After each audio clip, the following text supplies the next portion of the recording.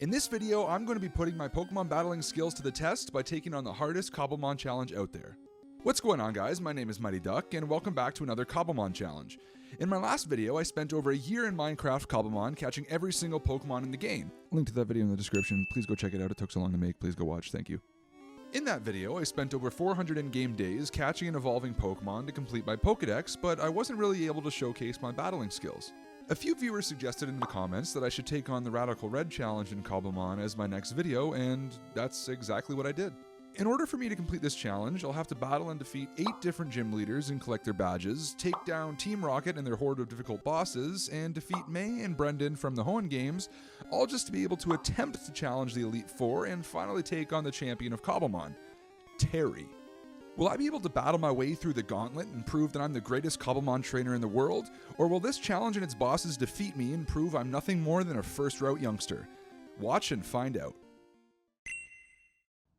As always, starting off on a brand new adventure means I had to pick a starter Pokemon that would accompany me as I aim to become a Cobblemon champion. Though I would normally choose Chimchar when presented with this choice, Fire-type Pokemon don't hold up too well early on in this challenge, seeing as the first 2 gyms are Rock and Water-type. With that being said, I decided I was going to go with Piplup this time around, who from this point on will be referred to as Bubbles. I don't make the rules, I just follow them. With my starter Pokemon selected, we quickly got underway with our first gym battle against Brock, which we definitely did not lose.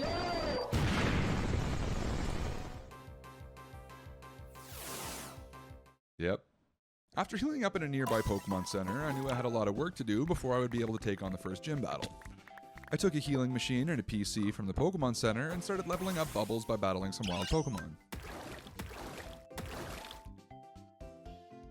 During the first day, I was able to find a Gimmighoul structure with some rare candies and a shell bell, which I gave to Bubbles to hold. I continued leveling up Bubbles until he reached level 15, which is the level cap for the first gym badge of the challenge. Speaking of the level cap, I should quickly go over the rules I have to follow during this challenge. The first, which I just mentioned, being level cap. Each gym leader in boss battle has a predetermined level cap, and upon defeating each boss, the level cap is raised. As I said, the first gym battle's level cap is 15, so my Pokemon won't be able to level past that until I obtain the first badge. The second rule that I'm going to follow during this challenge is that I'm not allowed to use any items during battle. This includes potions, revives, X items, and status healing items. This ensures I won't be able to revive or heal spam during any challenging fights, and will hopefully make the challenge that much more difficult. I will, however, be able to use held items, which include citrus and status healing berries, as they are standard in competitive Pokemon. That's pretty much it when it comes to the rules that make the challenge more difficult compared to a standard Cobblemon playthrough, but realistically, that's already hard. What more could I possibly add that would make this challenge more frustrating? Whoa! Whoa! Are you kidding me? Oh yeah. Pokemon can kill me. What did I do to you? Are you for real? Oh my god. After making my way back to my loot, I found a Pokemart nearby that sold a bunch of type boosting held items for gold as well as a bunch of Pokeballs. I made my way further down the river where I came across a wild Weasel. I decided I was going to try and catch it since water type is super effective against the first gym leader. There we go. Alright, new friend. What do we name you? Skippy. Skippy. What's up? If you get that reference, let me know in the comments. I guarantee you won't. After catching Skippy, I decided to start setting up a base in the area and realized I was being stalked. Now we're playing Minecraft. Dude, can you please? I know. Oh! I planted some apricorns around my base so I'd be able to craft Pokeballs and was able to get a leftovers after eating some apples. Hey, there we go. There we go. Hey, can I have this? Yeah, give me that. And then you can get that. Yeah, look at him holding a little apple. He's so cute. What you got there, little apple? Got a little apple? Yeah. I started leveling Skippy against wild Pokemon, as well as one of the trainers introduced from the Radical Red Trainers mod. That's it. You deserve this. Was it a bowl of stew? Ew, dude. You keeping that in your pocket? Nasty. Shortly after, I was able to catch my third Pokemon. Phantom, little Trevenant action. There we go. We got a Phantom. What are we going to name you? Ghosty girl. It's a girl, ghosty girl. Trelawney. Come on, there's a couple references to this in my last video too. Whoop, ready to evolve. Let's see. Boom, we got a Trevenant. That's cool. That's cool. You get any new moves?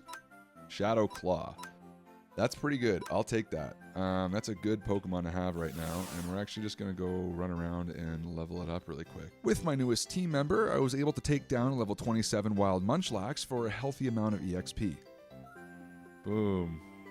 After training all of the Pokemon in my party to level 15 and all of them having a type advantage over Rock, I decided to take on Brock for real this time.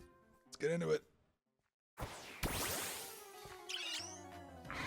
Alright, so first gym battle. Let's go. We're going to switch into Trelawney because we know self-destructing.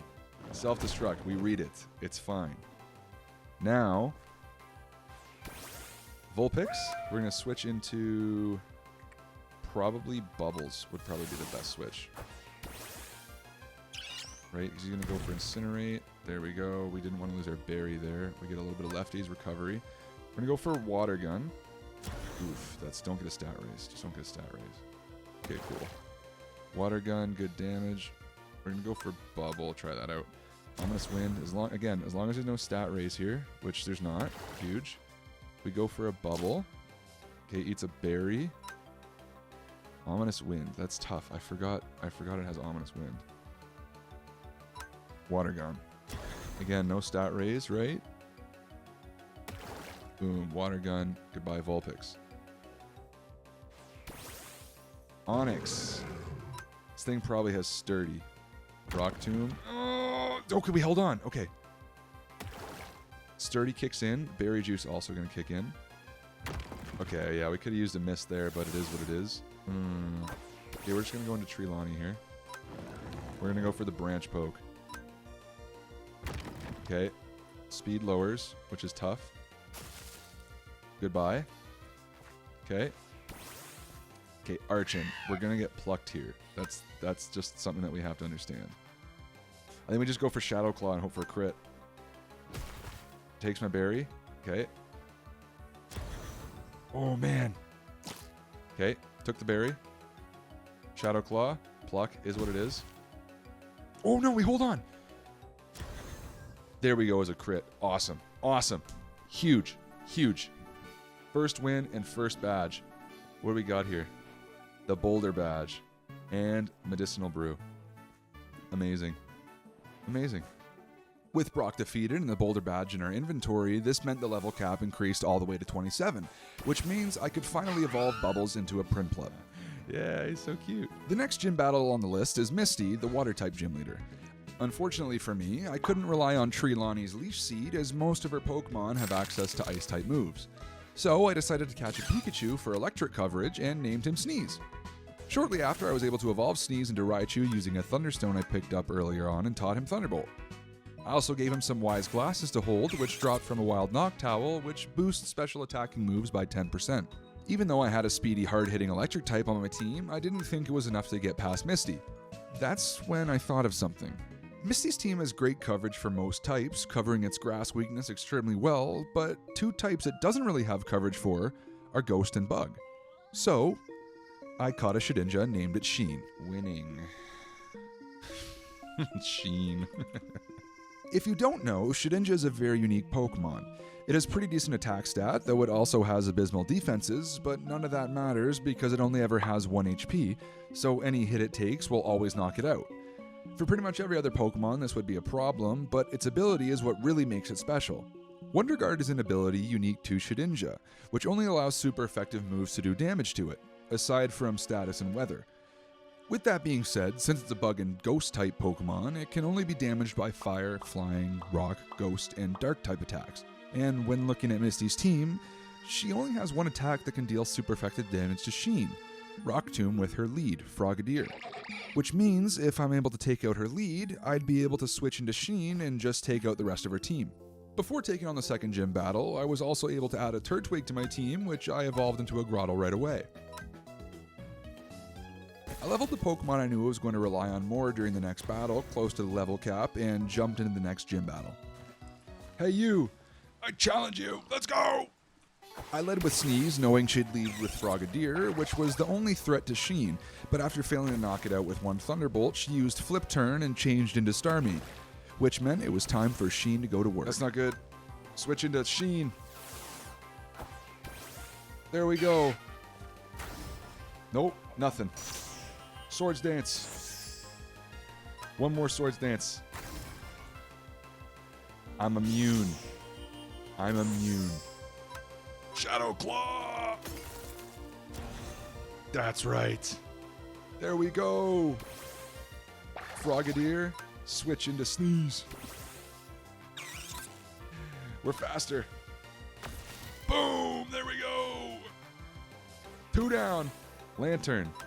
I think it has Volt Absorb. So we're going to switch into Sheen and go for the sweep. Boom. And it's a crit. There we go. Take down that lantern. And the Floatzel. You got nothing. Shadow Claw. Goodbye. Goodbye. Good night, Misty. That's right. Oh, we got an Eviolite. Yo, that's awesome. With Misty defeated and the second gym badge obtained, I had started to make a bit of progress with my challenge in not a lot of time. After a good showing in the gym battle, I figured Sheen had earned a spot on my team for the next little while, but I had no idea he'd become the eventual clear-cut MVP of this video. The third gym leader, Lieutenant Surge, specializes in electric-type Pokemon. Though most of his Pokemon are unable to damage Sheen, lacking moves that deal super effective damage, he has a Boltund with Fire Fang as well as a Manectric with Flame Burst that Sheen won't be able to handle. Because of this, I decided I was going to try and catch myself a Ground-type Pokemon. I could evolve Tunk into Torterra to gain immunity to electric attacks, but the Boltund also has Ice Fang and Torterra still has a weakness to fire as well, so that wouldn't really help me. So I decided I was going to add a ground type and a fire type in one go, so I built a nether portal and traveled to the nether to catch myself a Numel. After mining some gold as well to use to build Ultra and Quick Balls, I spent some time back in the overworld leveling my party and was able to evolve my Numel into Camerupt. Evolve. Boom! Everyone, please welcome Cinnamon to the team. Cinnamon! So cute. Later on, I found a lush cave beneath my base with a geode in it, which meant I was able to craft some EXP shares to make leveling my Pokemon a whole lot easier. Mega Drain? Dude, there's no way we're doing this again. Tunk, where are you? Look at him. Look at him now. Unbelievable. This guy just sleeps. Hey! I also evolved Tunk into Torterra while he was holding a Dark Oak sapling. Tunk. Oh, yeah. Look at him. You can't tell me that's not Tunk. You can't tell me that's not Tunk. After all of that, it was finally time to take on Lieutenant Surge. Yeah, I see you over there. Hey. Get away from that portal. Hey, you! I led with Sheen and Surge led with Pincurchin. He didn't have anything to hit Sheen with, so I was able to set up 3 Swords Dances and KO'd the Pincurchin without any trouble. Boom, goodbye. That's 1 down. Then he sent out Manectric, who Cinnamon was able to make quick work of with an Earth Power. Next was his Vikavolt, who Sheen was able to handle with no issues as well. Then came the Boltund, which had Fire Fang. Predicting a Fire Fang, I switched into Shuckle to take the hit, but it ended up using Psychic Fangs instead. I used Encore to trap Boltund into using Thunder Fang, and switched into Cinnamon to take it out with another Earth Power. His last Pokemon was Raichu, which Cinnamon was again able to one-shot with Earth Power to defeat Lieutenant Surge and earn us our 3rd badge without losing a single Pokemon. Boom. That's huge. That's it! Wait a minute, that was it?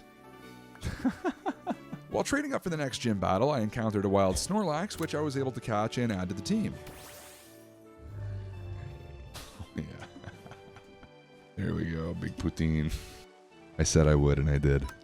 With Big Poutine added to the team, it was time to start leveling my party to the next level cap before we could take on Erica, the Grass-type gym leader. We're gonna hope we get a para here. Yeah, see? Oh. Okay. I spent most of my time battling wild Pokemon and any trainers I came across. I also decided I wanted to build a bridge connecting my base area with a nether portal. While training, I ran into a new opponent. Rival Terry. Rival Terry.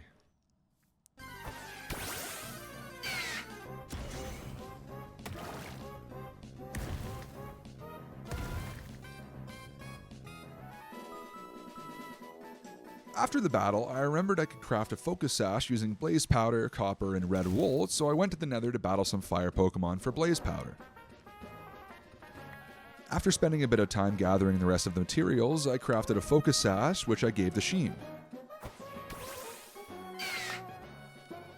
A focus sash is a held item that makes it so that the Pokemon holding it will always live the first damaging attack it takes, even if it would have knocked it out. If the Pokemon would have fainted, the holder is left with 1 HP, but in Sheen's case, it'll be full health since it always has 1 HP. This means Sheen will now be able to take 1 super effective hit without being knocked out, which is great for us if we're able to set up with Swords Dance beforehand. After spending some time leveling my team up a little more, I was ready to take on the 4th gym leader. Erica led with Rillaboom, and I led with Sheen, as Rillaboom didn't have anything for him. I Swords Danced in its face and took it out.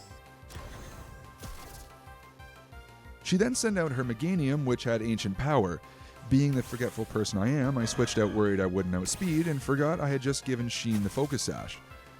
Meganium took out a good chunk of my team with Giga Drain, healing back most of the damage I could do to it. Fortunately, after switching back into Sheen, I was able to take it down with 2 hits from Leech Life. She then sent out an Electrode, followed by a Serperior and a Venusaur, all of which had nothing to touch Sheen with, as he took them all out easily, earning us our 4th gym badge of the challenge. Crazy. Drops the badge. Is that it? The rainbow badge. Whatever, we'll take it. After defeating Erica, I spent a bit of time leveling my party and catching some new Pokemon I thought I could maybe use, including a Dracloak that almost ended my existence. Oh!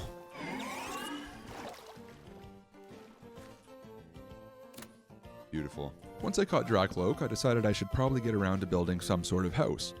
As the sun set, I started to lay out the foundation of my home, when I noticed someone lurking around in the dark. Who's that? Who is that? Huh? He approached me and asked me to hand over my berries, and when I declined, he challenged me to a battle for them. Needle King, holy. We're just gonna do our thing. We're gonna set up. Swords Dance. Don't forget, we can still take 1 more hit because we haven't been hit yet. Oh. I feel like this guy definitely can do a hit. Shadow Sneak. Swords Dance. Yeah, you missed, buddy. You missed. Trying to set up on me. Yo, I didn't know Infernape got Swords Dance. He's my favorite Pokemon. That's crazy. Leech Life, maybe? Heat Wave. Okay, we take that hit. Hold on. We're +6. There we go. Goodbye. Oh, Kangaskhan. I feel like...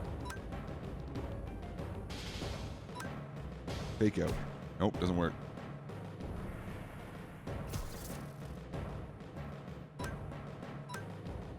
Fake out again. What are you...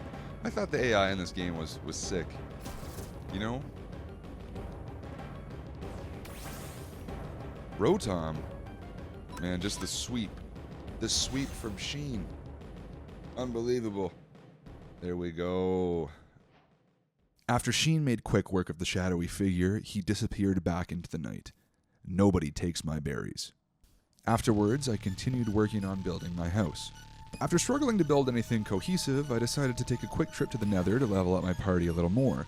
While I was flying around in the Nether battling wild Pokemon, I was approached by another mysterious figure. He told me he was sent by his boss, the Shadowy Man, to take my berries from me. Ow. May the best trainer win. Gothitelle. Wait a minute. Timeout. Just lost our... Okay, we lost Snorlax. Level 54. Oh. I forgot we used our... Okay. After a valiant effort from my team to defend myself, I was forced to flee. I was able to make it back home without any more casualties and sleep away the night. In the morning, I decided I was going to head to a beach to collect some sand to make glass for the windows of my home. While I was out gathering sand, the Shadowy Man jumped me and managed to steal some of my berries. I once again was forced to retreat home, defeated.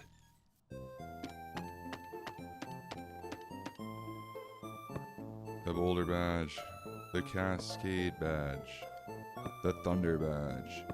The Rainbow Badge. Upon returning home and healing up my party, it was evident I needed a stronger fire-type option on my team. I loved Cinnamon, but she was just a little too slow, and the 4x weakness to water was hurting. I looked at adding a Mag Mortar to my team since it didn't have any 4x weaknesses and could hit relatively hard, but its coverage wasn't great. I looked at a Cyndaquil that I had caught as well, which had a modest nature, but its move pool was lackluster as well. After mulling it over for a little while, I decided I would just stick with Cinnamon for the time being. But then, my prayers were answered. Unless we can get a Charizard? I don't... Dude, there's no way! There's no way! There's no way! There's no way! What is that timing? Are you for real? Beautiful. Enter Cedric. Charizard is a 4x weakness to rock, but I have answers for that in Bubbles and Tunk. What's huge is that it has an immunity to ground type attacks, which I really only had an answer for in Sheen, since Bubbles is a steel type as well. He's fast, he hits hard, and he can fly. I spent the next chunk of my time leveling Cedric and the rest of my party, so that the shadowy man and his goons couldn't bully me anymore. I also planted more berries beside each other to start the mutation process for obtaining citrus and lum berries to use as held items. On the 25th day of my challenge, I was able to catch the next big addition to my team, Skitty. Yeah, Skitty.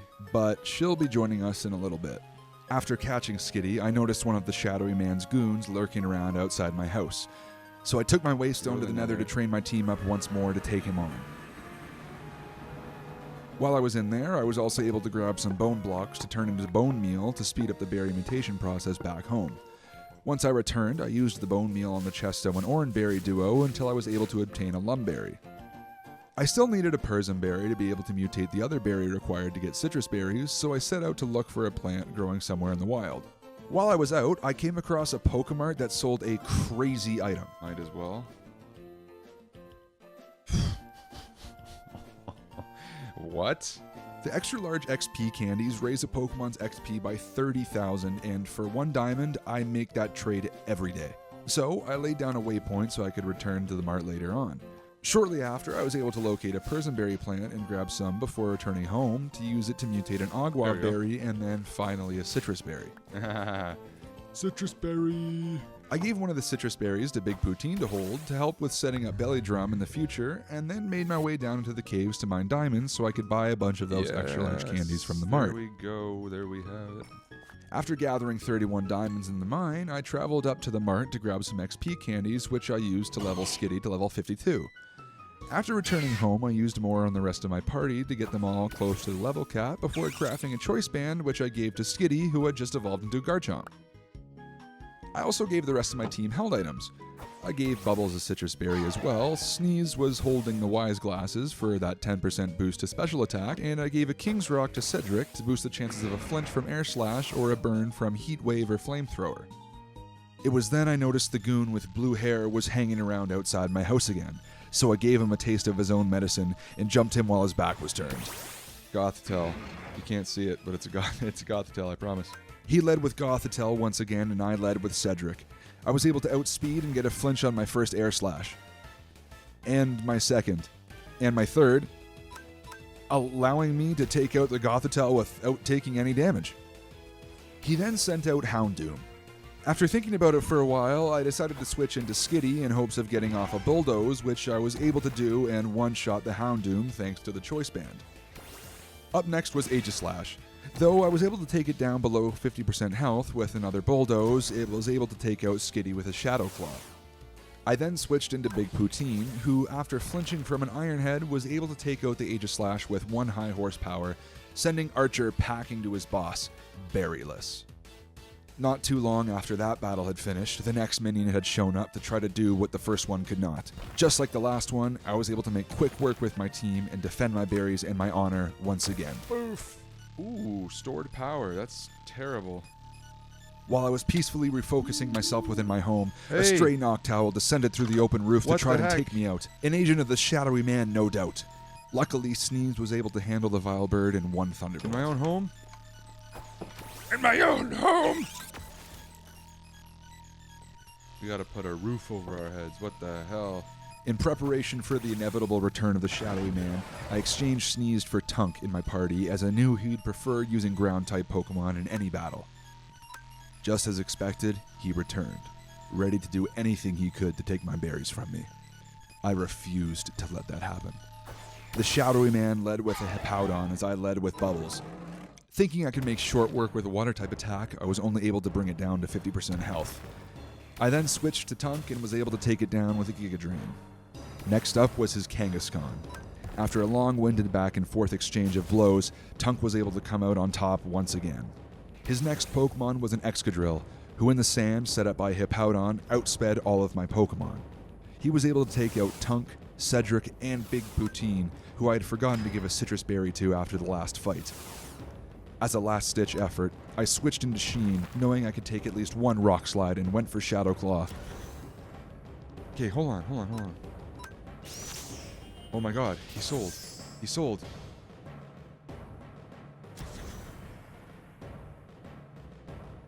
Up next was Poltegeist, who refused to do anything other than Shell Smash.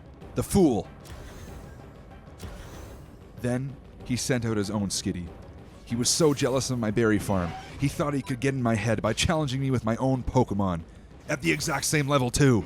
It all came down to this. Whose Skitty had more heart? Earthquake? Why would you go for Earthquake? Oh my god, Skitty, let's go. Let's go. Bested once again by my Pokemon, the shadowy man sulked back to his lair. For now. With the shadowy man and his cohorts dealt with for the time being, it was time to get back underway with my goal of obtaining the rest of the remaining gym badges. The fifth and next badge on the list was the Marsh badge, belonging to Sabrina, the Psychic-type gym leader. Eager to get on with my challenge, I jumped right into the gym battle. I started the battle off with Bubbles, and she led with Hatterene. Since it's a Psychic and Fairy type, I was able to take it out with 3 Metal Claws from Bubbles. She then sent out an Ursaluna, which quickly eliminated Bubbles. I then attempted to Giga Drain it to death with Tunk, but what I failed to notice was the self-inflicted burn caused by the Flame Orb it was holding, meaning this thing had activated the Guts ability. I had no answer to this thing, and decided to go all in and risk missing a 75% accurate Dragon Rush from Skitty. Oh, that was really risky. I don't know why I did that. Her next Pokemon was Porygon 2, and after I unfortunately missed my next Dragon Rush, which I was locked into because of the Choice Band, she was able to take down Skitty with an Ice Beam. I then switched into Sheen and started to set up with Swords Dance. Porygon 2 teleported out, and she sent out Indeedee, who Sheen was able to OHKO with a Leech Life. Up next was Gardevoir, who Sheen was once again able to OHKO, this time with Shadow Claw. Second last was Crawdaunt, who Sheen was able to handle, and finally the Porygon 2, who Sheen was able to... What? Sabrina's Porygon 2's ability was Trace, and when it came out the second time, it traced Sheen's Wonder Guard ability, meaning only super effective attacks would damage it. Unfortunately, none of my Pokemon had any fighting type moves to do super effective damage, so I was forced to forfeit the battle and try again. Installing that. Oh my god, I'm too strong for you. Yo, don't even. Are you for real right now? I quickly healed up and attempted the battle again, this time with Big Poutine carrying Hammer Arm in its moveset, so that couldn't happen again. This time around, I was able to take out the Porygon 2 beforehand and clean up the rest of the team with Sheen, earning myself the 5th gym badge of the challenge for me to put up on my wall. Boom. Next up in the gym challenge was Koga, who is technically a poison-type gym leader, but in this, his team takes the form of a ninja-type gym with Pokemon like Aselgor, Greninja, and Drapion. I wanted to craft an Assault Vest for one of my Pokemon to hold since he mostly uses special attacking moves, but I needed Granite, so I went searching for some. Nope, dead.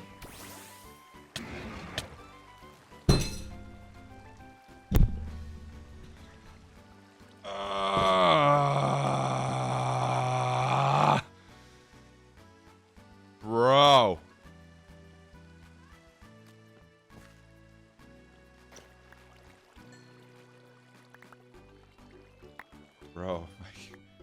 Literally exploded everywhere. While I was out exploring and looking for some nature mints, I ended up running into Koga on a frozen river. My team was leveled, so I tried to take him on. Let's go. Doesn't affect. Wait, it was super effective. Oh, I'm so stupid. Its ability is Aerial 8. It doesn't have guts. I thought it had guts. And I got swept by a choice spec Swallow with Aerially. Since it totally outsped my entire team as well, I needed a new strategy to take it out. So I decided to craft a choice scarf and give it to Sneeze, who gets to return for this fight. Thinking this one change would be enough, I challenged Koga once more. Choice scarf. Thunderbolt. I led with Sneeze and was able to outspeed and take out the Swella with one Thunderbolt. Koga then sent out Toxtricity, who I countered with Sheen. I set up Swords Dance, and the rest was history.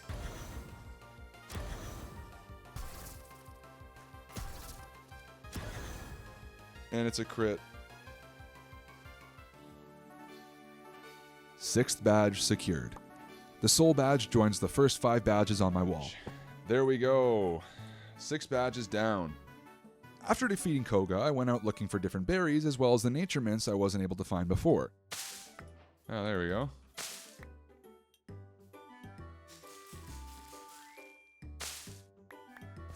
I used the mints I found to craft an Adamant Nature Mint and used it on Bubbles to raise his physical attack stat.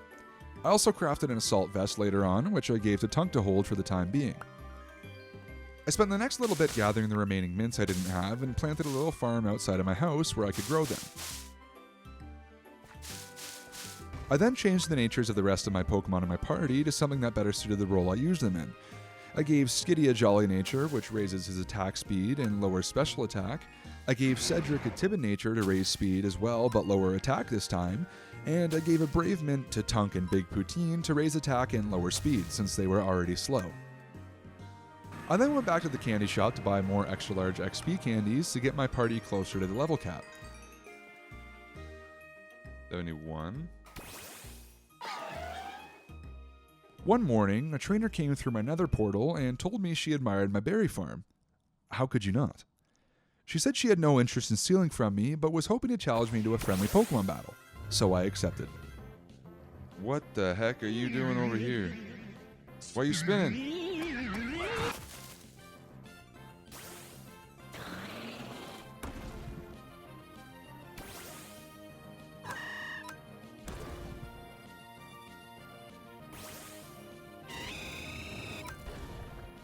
Amazing. Oh my god.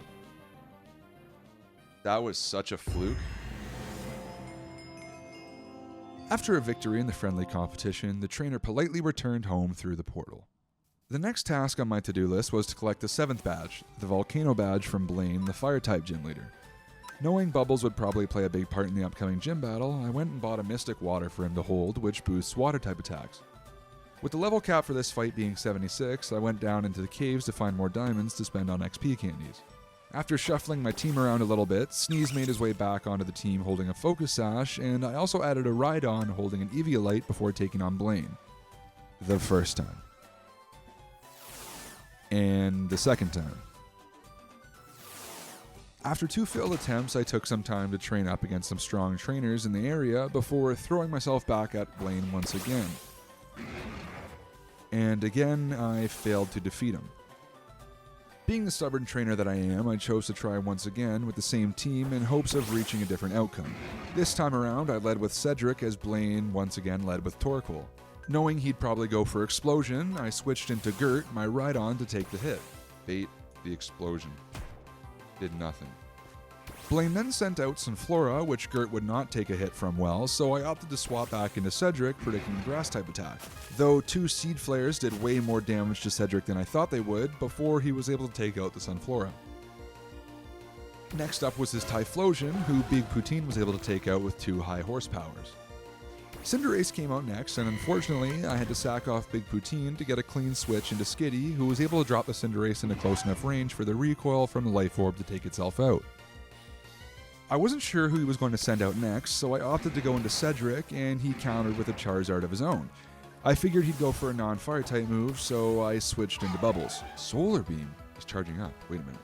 I decided to go for an Aqua Jet to get some good stab water damage off, and I was able to take it down in 3 hits from Bubbles. This is it. I'm pretty sure His last Pokemon was Executor. After Bubbles went down, I went into Sneeze to paralyze it with Nuzzle to guarantee my remaining Pokemon could outspeed it. With Cedric coming in with the flamethrower to pick up the final KO, I had finally defeated Blaine and collected the second to last gym badge. Volcano badge. And 0 loot otherwise. Well fought, yeah. Put that badge right up there. We got one more to go. After finally being able to get past Blaine on my 4th attempt, I knew there was work to be done before I was going to be able to take on the 8th gym leader, so I decided to start training my Pokemon up. While I was out training my Pokemon in the forest across the bridge, I was attacked by one of the Shadowy Man's goons. They were back, after my berries no doubt. He led with his Mamoswine, and thankfully I had Sheen at the front of my party, who was able to set up and take down the lumbering mountain of fur. Next up was a Houndoom, who I elected to switch Sheen out of and go into Gert, my Rhydon. After Houndoom managed to burn Gert with a flamethrower, it was then able to finish the job off with a fiery wrath. I then swapped into Big Poutine, who was able to take down the opposing Houndoom with 2 high horsepowers. He then sent out his Durant, which had superpower, and took out Big Poutine. Oh man, he's got superpower? Cedric was able to come in and one-shot the opponent's Durant with a flamethrower, forcing my foe into his next Pokemon, Mimikyu. Mimikyu. Without thinking, I swapped into Skitty, who took a super effective Play Rough. Thankfully, I was able to lower the Mimikyu's speed as Skitty landed a Bulldoze before unfortunately going down as well. I sent out Bubbles, who was able to finish off the Mimikyu with 2 Aqua Jets, securing the victory and defending my berry farm once again. Predicting another attack from the Shadowy Man and his goons, I spent time around the house battling other trainers, sharpening my skills, and raising the levels of my Pokemon. While I was out at night patrolling the surrounding areas for any suspicious-looking characters, I was approached by one of the goons from before, who warned that if I didn't surrender my berries this time, the Shadowy Man would have no choice but to take matters into his own hands. I refused to give in. Heatwave. Dude, what the... Oh my god. After a brief battle, I was outclassed by her stronger Pokemon. Quickly, I returned home to heal up my party and prepare for the inevitable next attack. Rival Terry came by the house, hearing my farm was in danger, and offered to train with me in battle to help strengthen my Pokemon to defend my berries. I decided I needed my team to be even stronger, so I went looking for more diamonds. No shot.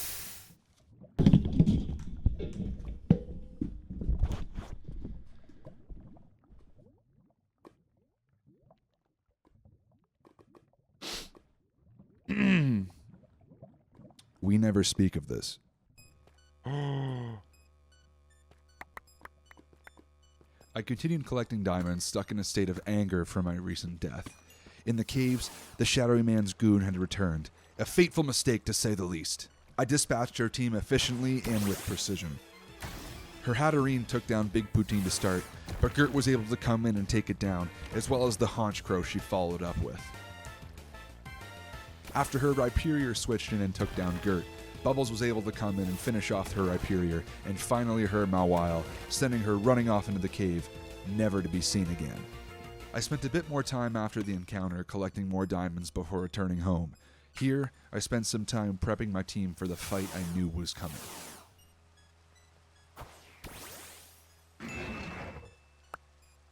Once I felt my team was ready, I decided I wasn't going to wait around for my berry farm to be raided. I was going to go on the offense. I ventured into the wild, searching for the Shadowy Man. As night fell, I felt a cold chill run down my spine. He was here. He ascended from the depths of a cave and met me on the open battlefield for one last encounter. I started off with Cedric as he sent out his Scrafty to counter. After 2 air slashes, the Scrafty went down.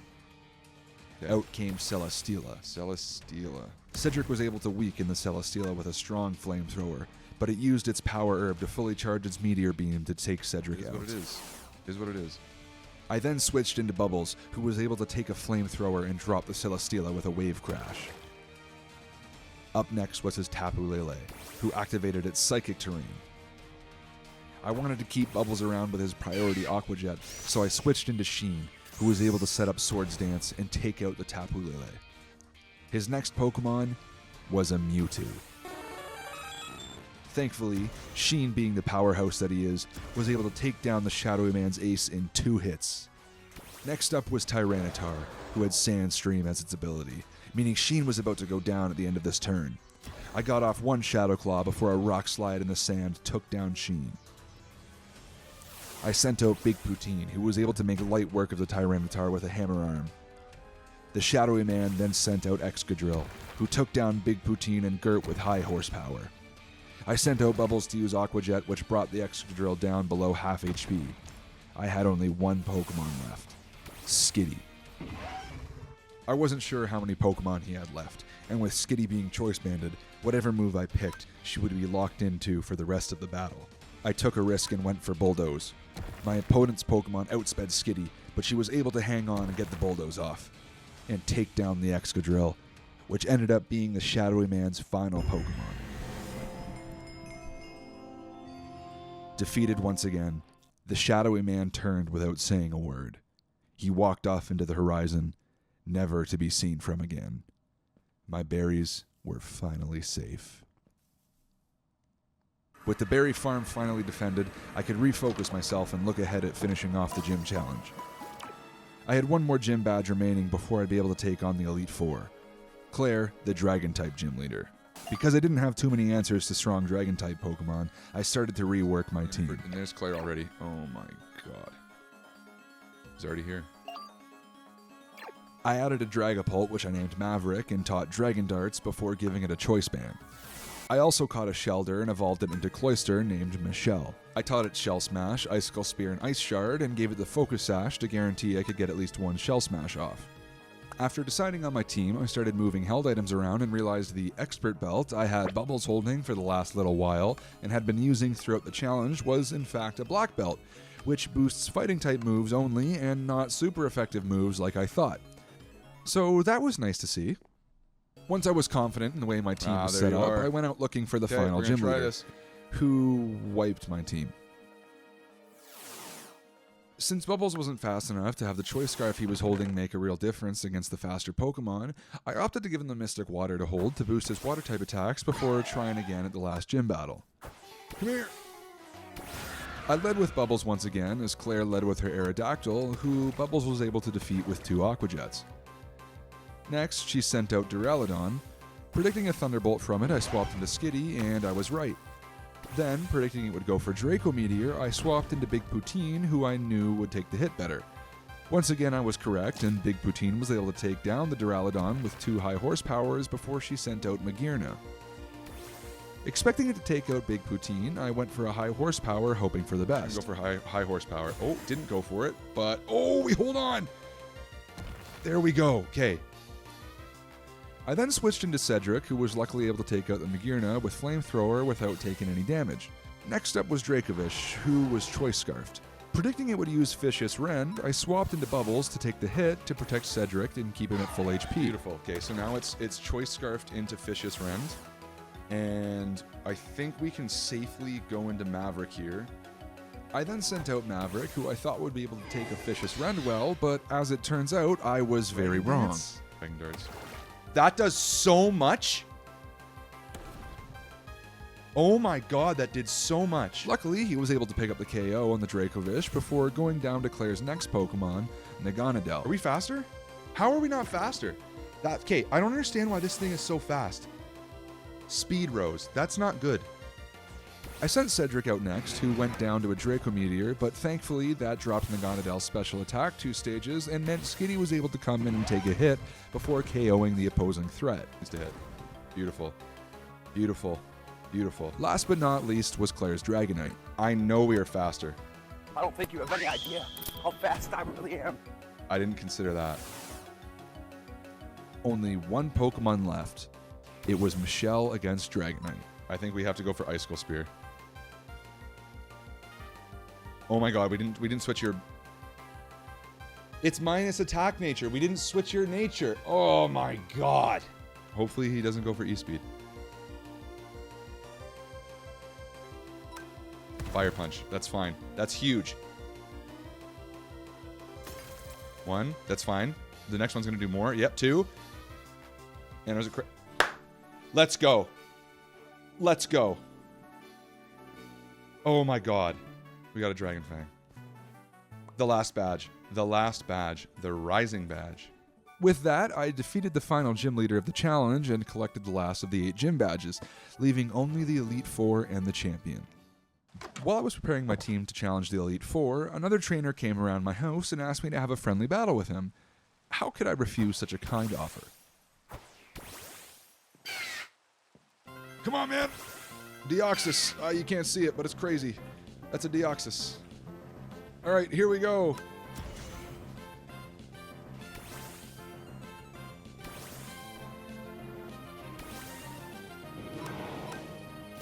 Goodbye. We have 5 battles remaining. There we go. There we go. He dropped a water bottle. In case we were thirsty, we will drink that right in his face. With that friendly bout out of the way, there was only one goal I had in mind: becoming the champion of Cobblemon. I spent quite a few days training up my team, getting them ready for what I knew would be the hardest challenge we'd faced so far. Not only were the Elite Four members' Pokemon the strongest yet, but I couldn't really plan for them as they each have 2 different Pokemon teams they can choose from. So I spent days getting ready for the first fight, battling any trainer I could, sharpening my team skills and preparing them for the relentless battles to come. If only I knew the struggle I was about to endure. That is a joke.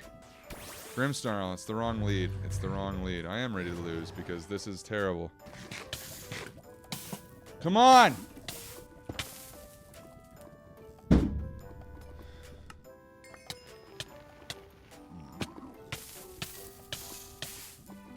I'm gonna, oh my god. I can't do this anymore. This is just like, I can't do this. The first member of the Elite Four I encountered was Lorelei, the Ice-type trainer, though you wouldn't know it as the team she chose to fight me with the first time was a Water-type Rain team, who absolutely demolished me. Well, next I tried challenging Agatha and wound up with the same result. Unfortunately, this trend continued a lot longer than I would have liked to admit. Dude, we're getting bodied. Nothing was working for me. There were Pokemon in every Elite Four members' teams that were giving me trouble. I tried multiple different strategies for each member of the Elite Four and even tried out some new Pokemon: Custodian the Conkeldurr and String Cheese the Alakazam. It wasn't until my first battle with the Dragon-type trainer Lance that I settled on a team of Big Poutine, Skitty, Maverick, Cedric, Sheen, and Michelle, benching Bubbles unfortunately for the first time in a long time. I figured Lance would lead with Aerodactyl, so I led with Michelle.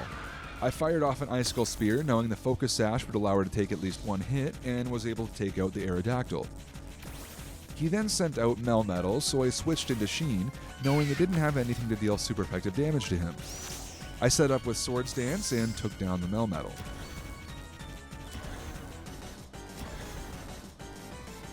Lance then followed up with a Dialga. I swapped into Cedric to protect Sheen and got one Flamethrower off before Cedric went down to a Roar of Time. I sent out Big Poutine, who was able to outlast the opponent's Dialga and take it out.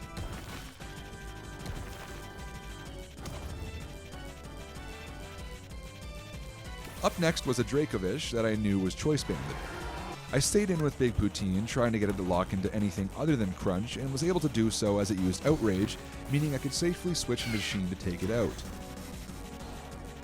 The next Pokemon Lance sent out was Salamence, who I had to let Big Poutine go down to so I could get a clean switch into Michelle, who landed a crit Ice Shard to take down the Salamence, leaving just Lance's Dragonite. It took down Michelle with extreme speed, but it didn't matter anymore. It was choiced and locked into it, while I still had Sheen and Maverick, meaning it couldn't do any more damage to me. That's perfect. Now it's going to do way more. Yep. Oh my god. I finally won one. Only 3 Elite Four members remained. Next on my list was Lorelei, who, as I mentioned before, has a Rain team, even though she's supposed to be an Ice-type trainer. In this battle, I led with Sheen, hoping to see the Rain team this time around, but was disappointed when I saw an Alolan Ninetales. I promise this is an Alolan Ninetales. Its ability made it start to snow, and I immediately swapped into Big Poutine to try and set up with Belly Drum. Nothing. We go for Belly Drum. Dude! After a long-winded back and forth, Big Poutine was able to take down her first Pokemon. Next up was Abomasnow, who was able to set the snow up again with Snow Warning before it took down Big Poutine with Energy Ball. I then sent out Cedric, who was able to KO the Abomasnow with Flamethrower. Lorelei then sent out Azumarill. I tried to get a flinch with Air Slash, but was unsuccessful as it took down Cedric with a Liquidation. I then went into Sneeze, who made his return to the party and hit it with a Thunderbolt. It didn't do enough to take it out as Azumarill hit back with the Liquidation again, but Sneeze held on with his Focus Sash and was able to paralyze it with its static ability. Unfortunately, it still had Aqua Jet, which outsped Sneeze and took him out. I then went into Maverick and U-turned into Sheen, predicting the play rough, and was correct. Sheen was then able to take down the Azumarill with a Shadow Claw as Lorelei then sent out Calyrex, who had nothing to hit Sheen with. I set up Swords Dance once again and took down the Calyrex. Her last Pokemon was Glaceon, who foolishly went for Earth Power as Sheen picked up the final KO, solidifying our victory over the second Elite Four member. I can't believe it. Holy. Only 2 left before the champion. The next Elite Four member I challenged was Bruno, the Fighting Type Master. For this fight, I switched up my team again, swapping out Maverick and Sneeze in favor of String Cheese and Bubbles, who finally got to get back in the action.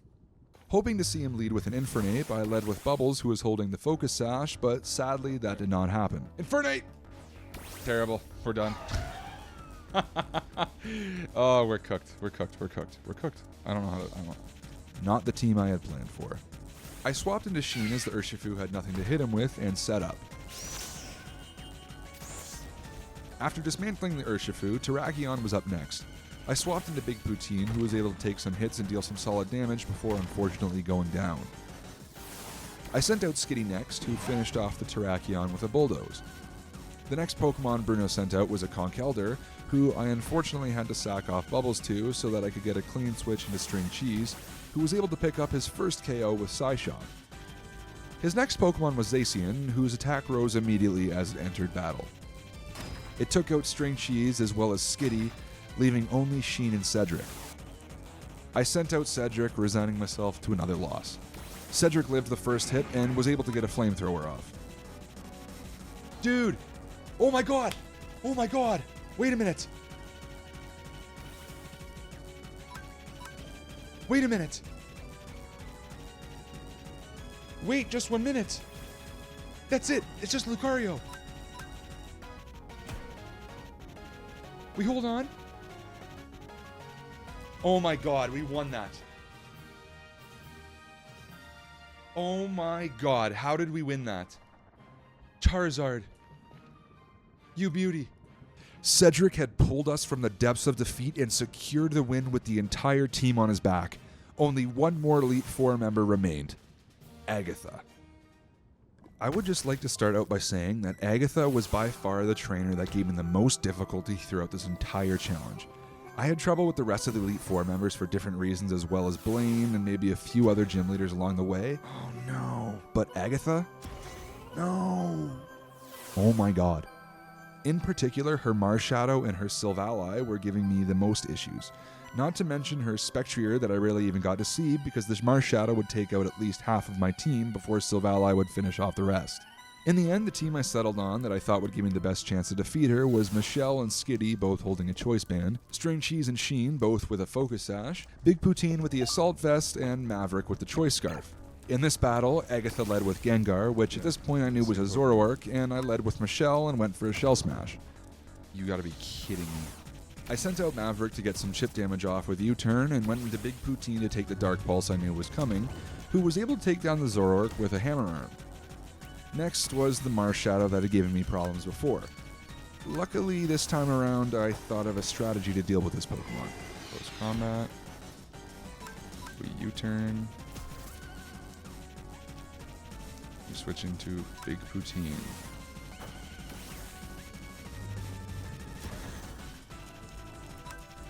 Nope. We switch into Maverick.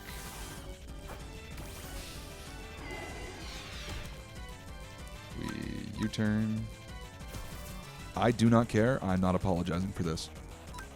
Eventually, Agatha caught on, or just ran out of close combat PP, and was able to take down Maverick with a Spectral Thief.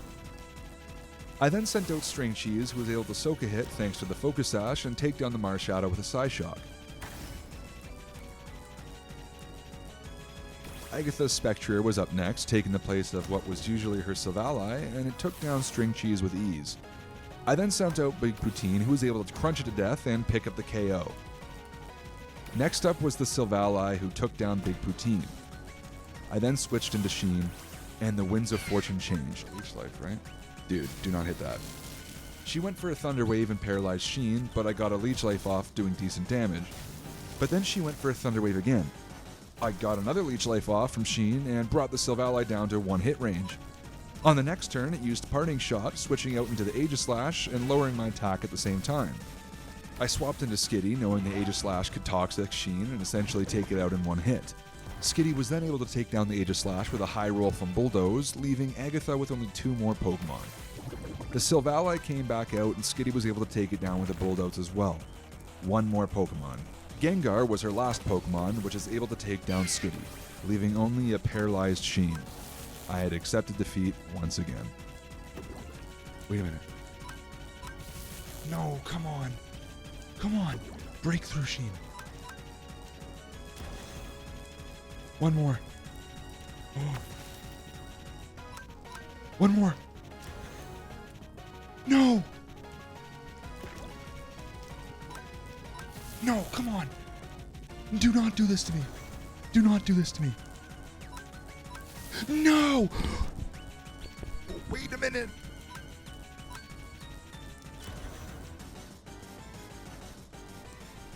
Are you kidding me? Are you kidding me? Sheen had somehow pulled a victory out of his...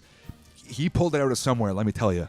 I could not believe it. I had no business winning that battle, but Sheen had other plans. We were on to the final battle of the challenge.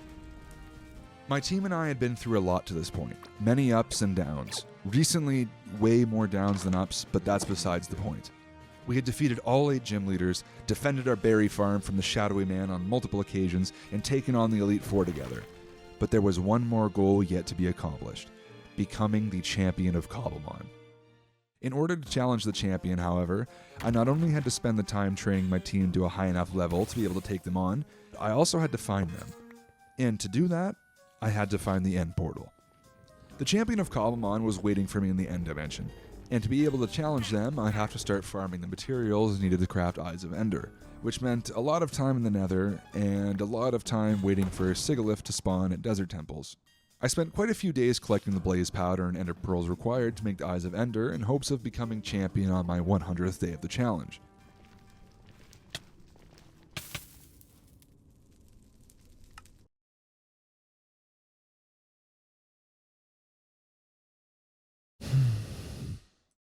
On day 99, I raced to the nearest stronghold to find the end portal, and then... You gotta be kidding me. 1, 2, 3, 4, 5, 6, 7, 8. Oh, there's no way. Yeah, it's not ideal. Thankfully, it only took me another 15 minutes to get another Eye of Ender, and I was able to jump into the end to take on the dragon.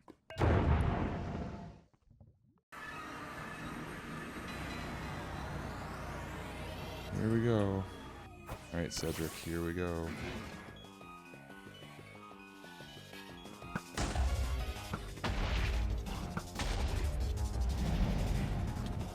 Oh my god. This one's gonna hurt. Yep. Why? God.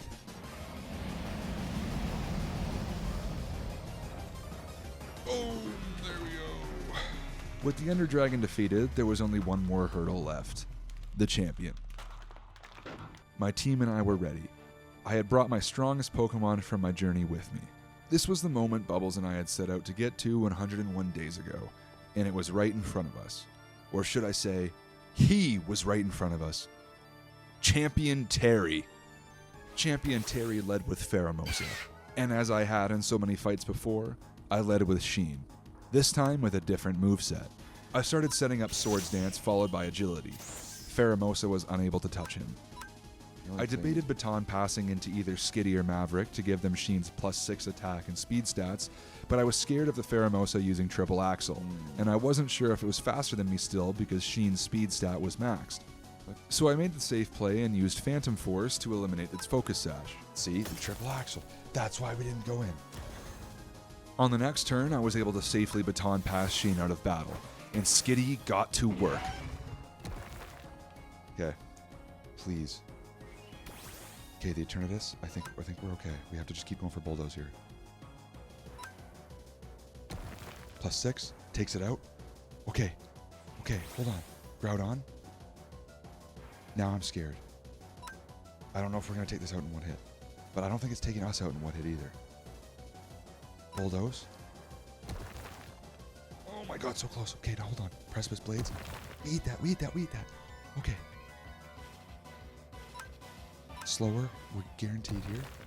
That was the bulkiest thing it has. Now the issue is the Yveltal. Metagross. We can take out a Metagross. Oh, it takes it out. Let's go. Let's go, Skitty. After Skitty took down Pheromosa, Groudon, Eternatus, and Metagross, Champion Terry sent out Yveltal. And since Skitty was choice banded into Bulldoze, I couldn't do anything to it. I decided to swap into Bubbles since there weren't really any Pokemon I needed him for, and he was able to do some damage with Aqua Jet before unfortunately going down. Then, Terry's Yveltal turned the tables on me a little bit. Dragon Claw. Oof. That is... Dark Pulse. Oh, no. This thing might take out our entire team here. We eat that. Oh, my God. Was it crit paralyze? No. Big Poutine came in clutch for me and was able to take out the Yveltal in a tough back and forth, but ultimately picked up a huge KO. Last was Terry's Ditto, who came in and transformed into Smaller Poutine. Smaller Poutine outsped and went for a Hammer Arm and was able to knock out Big Poutine, leaving me with only Sheen and Cedric. I swapped into Sheen knowing Champion Terry's Ditto was holding a Choice Scarf, meaning it was locked into Hammer Arm and unable to damage Sheen. Only one problem. Sheen only had Phantom Force as an attacking move, which meant he also couldn't damage Smaller Poutine. Fortunately, I had an idea. I PP stalled Champion Terry's Smaller Poutine, forcing it to struggle, eliminating a quarter of its health every time it attacked. Never Baton Pass. Struggle. Don't hurt. Oh, huge.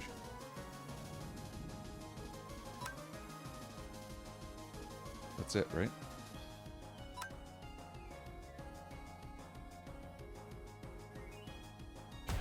Struggle. Oh my god. It's over. Wait. It's over. And immediately I'm getting attacked. Immediately. Oh my god. Time out. You're stronger than I thought. It's over. It's over. What is that? What did you drop? Dragon Breath? A honey bottle. You cheapskate. You're the champion and you drop a honey bottle? Are you kidding me? That's a reward? Returning home for one last time, I hung my final trophy up beside the badges I had collected to signify the completion of my challenge, proving without a doubt that I am the strongest Cobblemon trainer in the world. If you enjoyed this video, please consider dropping a like and subscribing. I put a lot of time into these videos, and it's just an easy way for you guys to show me you enjoy the content I create. With that being said, I have to start working on my next project now, so I'll see you guys around. Thanks for watching.